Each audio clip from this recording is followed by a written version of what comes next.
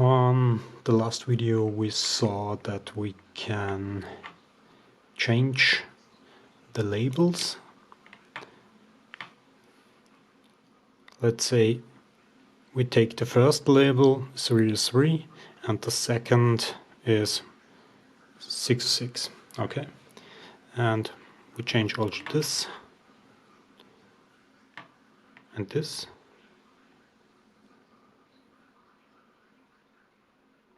Okay, remember these labels, it's easy to remember. And here is the label edit page, and you see here 303 is the 0 name, and all the names you can scroll through it.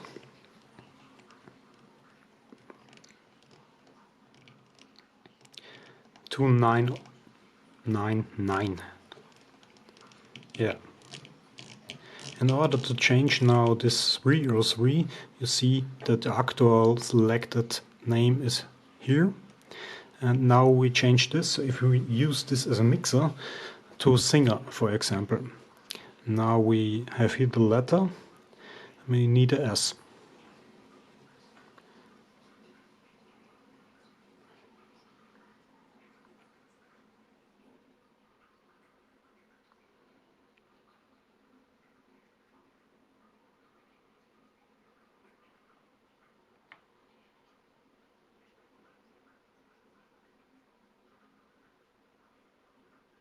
No?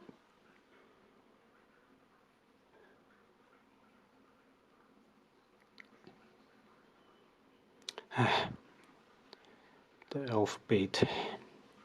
Okay, and we also need a singer too. So I copy this and select the next name, paste this, and give it a number. Okay, now copy this, go to the next, paste this, change the letter, copy this, go to the next, paste this, change the number. Okay, now we should see singer 1, singer 2 and 3. That's okay. And now we want to save this on disk. The names itself are saved on a sys file. Now we gave the sys file a name, like mixer.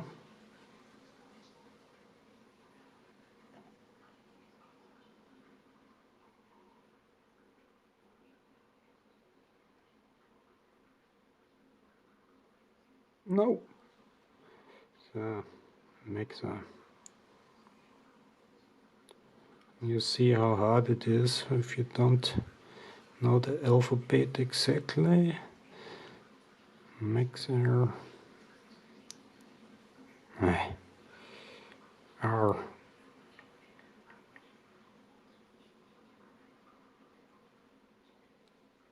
Okay, save this on patch 1, 0. Now it's saved. And in order to remember the patch that this CV-5 is a mixer, we need this also saved in the patch, which you can load with program change via MIDI. Well, the sys is steady on this machine. So, letter.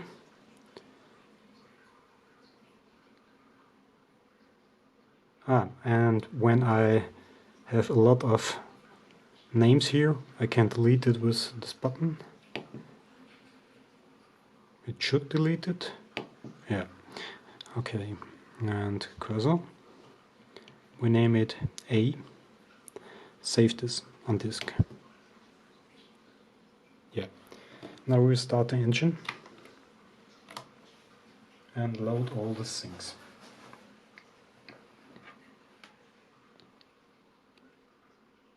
For example, when we only load the patch now,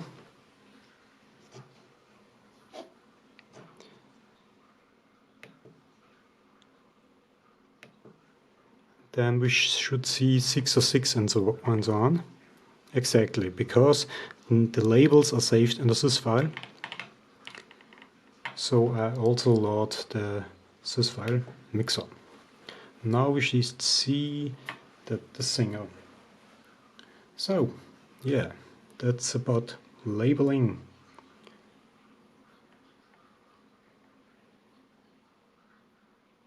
Maybe quick introduction in this machine. We have here a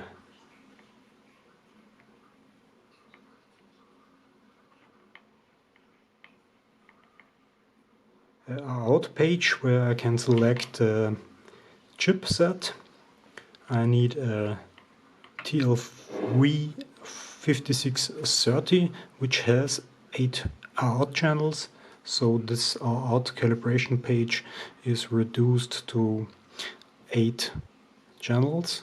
If we have 16 channels in total, we should see when we set it. So the driver, the out is initialized. You have 16 out channels now, and to calibrate, I would select the out channel, go into calibration mode, so we stop all sequencer actions to put out something, and now we can change the value of the out pin. In order to get to the max, I press this. So we have a shortcut. We also can activate this and deactivate it, so we can easily find a pin. Okay, deactivate this mode. And with 16 channels we have CV-1, 2, 3, 4, which has a special function, and the page 5, which has 4 CVs with a limited function of things. This is more a thing of a mixer and also things, but you can take the automatizations from CV-1 to 4, and each has its own trigger and envelope. The envelope itself is taken from the other, from CV-1 to 4, but the attack and release times can be changed. So, for example, I run this, could run this with a MIDI clock. There's a motion sequencer which can draw with an encoder motions, envelopes, which are in the loop. I can change the input from encoder input to, now I don't see something, no, to analog input 1 and 2, so we can connect a potentiometer or an envelope follower, so we can sample noises, the envelopes of noises or of sounds. So this CV-1 has an envelope which I can record also with the input from the envelope follower, or I draw the lines. And here I can change the start point, so we can crop this a bit, and the release point. Now I must connect a MIDI a keyboard, so we can trigger this node.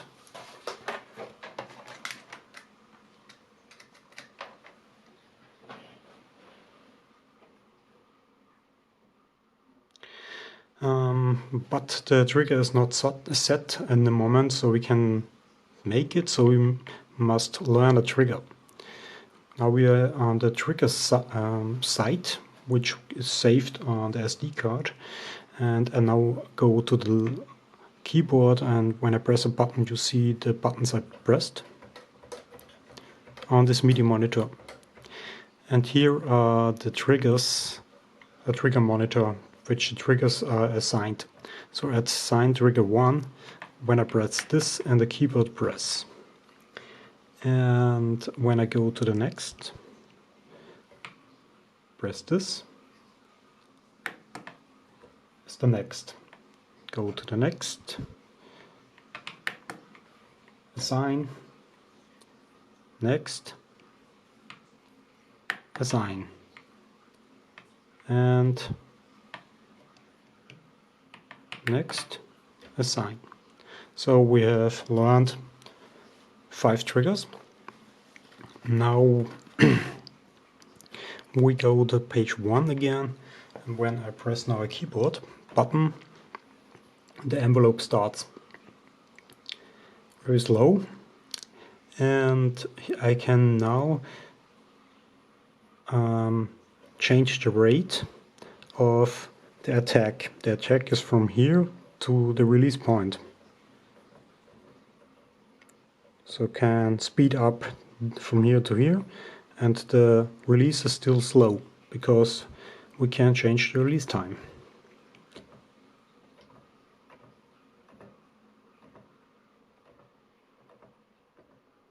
Very fast or whatever. Exactly. And this envelope is shared. Now I record a second on the CV-2. I press record and make a other looking envelope. It automatically stops. We crop it to the start, and the release point is at the top. Now I press the second button. You see again, here's an envelope which I can change the speed up.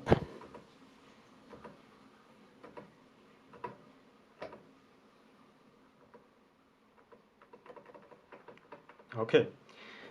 Now I go to the shared pages, which the reduced functionality, which can now select the source.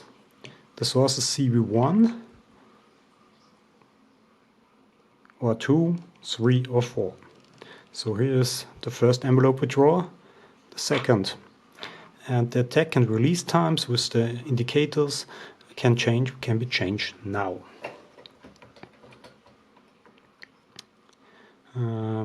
Where I am? Here. Where's the trigger? Here's the trigger. You see a line which shows that it's got slow until here and fast when the release point. The release point is faster.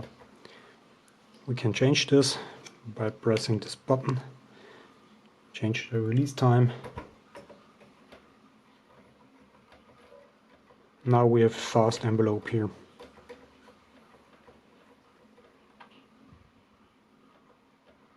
Okay, this is the shared functionality, and we also can set a velocity offset from negative to positive and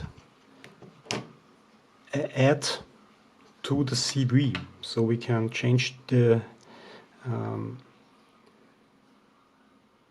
value of percentage which affect the CV voltage, because this is only the voltage, and this change this setting. And at the top is the second modulator. It is shared from CV-1, the LFO for example, and also a value which affects this CV-5.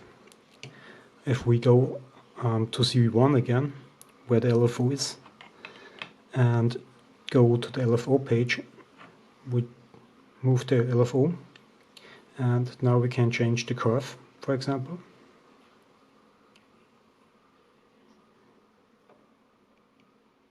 The offset or whatever you want to make with this speed and so on.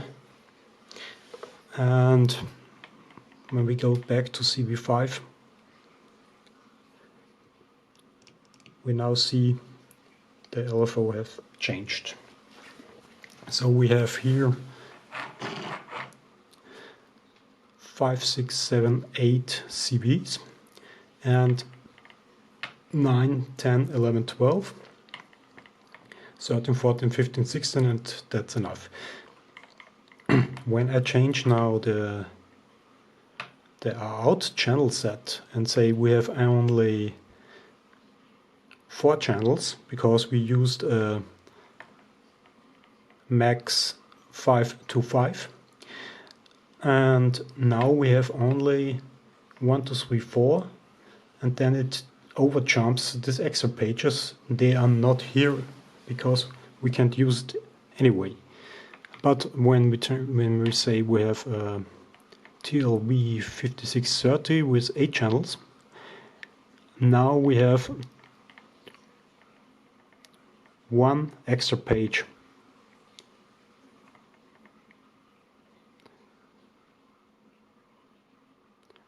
One, two, three, and 5, 6, 7, 8. Exactly. Yeah. And when we have a look on CV-1 again, you see these labels here, and here this is the indicator for the value, and this is the exact value. It shows you the semi detents, so you can really fine-tune something. If you look at the LED lettering, then you have 16 steps. With this fine bar, you can really fine change things which you can't see normally with the normal encoder lettering or with the normal encoder.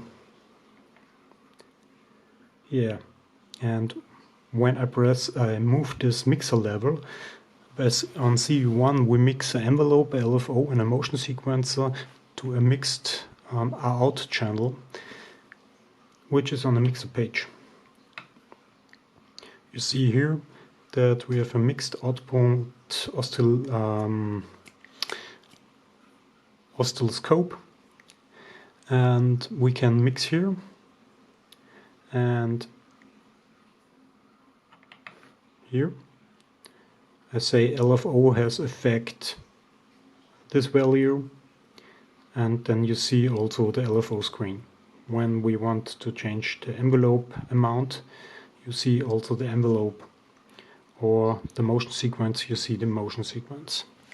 On the other side, when I go to the LFO page, I see all parameters of the LFO of this side. When I change the envelope amount, then the envelope comes here. When I change the MSQ, motion sequencer, the motion sequencer appears. Yeah. And on the extra pages, we have only a limited amount.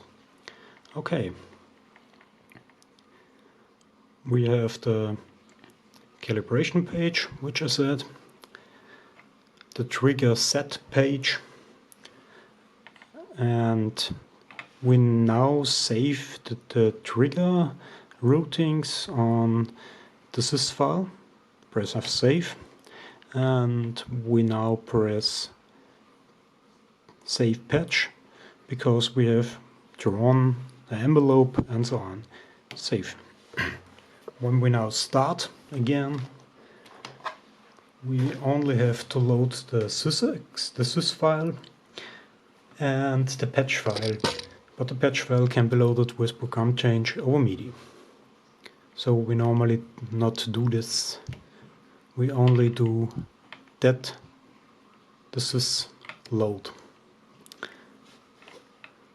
Now when I go to the motion sequencer and press run, I now have the motion sequencer here which I recorded, or the envelope which I can now trigger, and all went good. Yeah. Exactly. Yeah, that's for CV-1 at the moment. In the next video we will hear some sounds with it.